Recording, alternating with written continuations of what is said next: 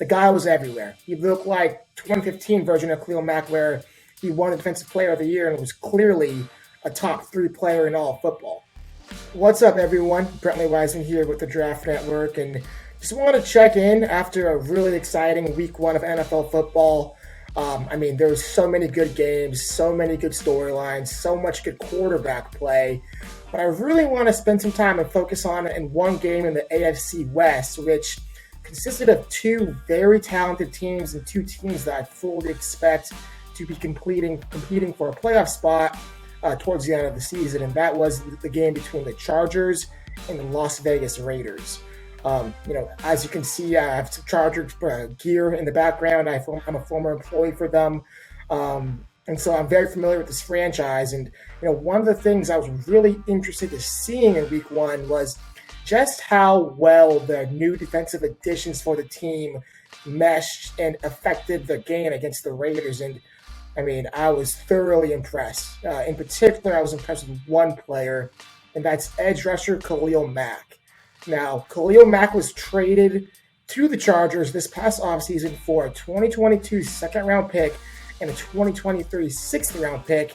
And really the idea behind adding a Khalil Mack is how can we further bolster this defense, which in 2021 really struggled. Khalil Mack for a 4-year stretch between 2015 and 2018 was one of the best players, not just on the defensive side of the football, but in the entire NFL. He averaged 12.5 sacks during that 4-year span, was truly dominant in terms of his ability to get to the quarterback as well as stop the run. The issue with Khalil Mack was over the past 3 seasons, we've seen his play deteriorate.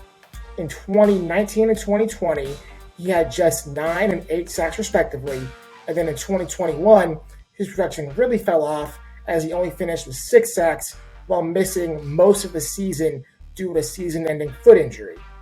There were questions, and I certainly had questions, just how good is Khalil Mack moving forward, or is he damaged goods?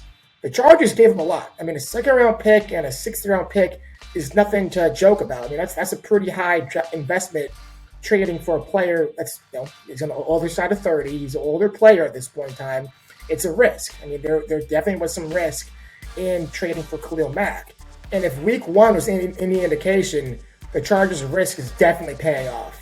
Khalil Mack finished the week 1 game against the Raiders with 6 total tackles, 3 sacks, and 3 tackles for loss. The guy was everywhere. He looked like 2015 version of Khalil Mack, where he won the Defensive Player of the Year and was clearly a top 3 player in all of football. The thing for me about Khalil Mack and why his addition to the Chargers is so important is because last year the Chargers, for as good of a coach Brandon Staley is defensively, were awful, literally awful in stopping the run. They were the 3rd worst team in rushing yards per game, and Khalil Mack, where I know he gets a lot of credit for what he does as a pass rusher, is arguably one of the best run-defending defensive ends in all of football. His ability to set the edge with power, to be able to fight off blocks, and make tackles into the backfield is out of this world, and we saw that on Sunday. There was a play early in the game, I think it was on 3rd and 2, where you just saw him defeat the block, defeat a double team, set the edge, make a tackle for loss, and stop the run. It's those type of impact plays that can go a long way in turning this Chargers defense, which, as I mentioned, was a liability last year, into a strength for this football team. Khalil Mack, to me, his addition can arguably be one of the best additions of the entire 2022 football season. He had 3 sacks last week in week 1 against the Raiders, and it's where these sacks came to me that's so important. His first sack came on, I think it was a 3rd and 2, got to have it down. Who gets him off the field? Khalil Mack. His second sack came on a 1st and 10, but with only 2 minutes left in the first half, a time where you really want to get off the field and get the ball back to your offense. Khalil Mack was able to affect the game, get Derek Carr for a sack and a loss of 8 yards. Then to top it all off, with 2 minutes left in the 4th quarter, the Raiders down just 6 points with the Derek Carr, the ball in his hands. They're driving. Who's the one that gets the play? Khalil Mack on a 4th and 8, sacks Derek Carr, forced fumble, ball game. It's these types of plays, it's these types of players the Chargers for so long have needed and missed. For so long, the Chargers have been a team where, they have the quarterback, Justin Herbert, they have the skilled players, they have Phillip Rivers, Antonio Gates, Keenan Allen, all sorts of talent offensively, but for whatever reason, when they needed a stop late in the game, they come up short. Joey Bosa is a hell of a player. He's a player I love. I think he's one of the most underrated defensive ends in all of football. He can't get it done by himself. You need bookend edge rusher opposite Joey Bosa.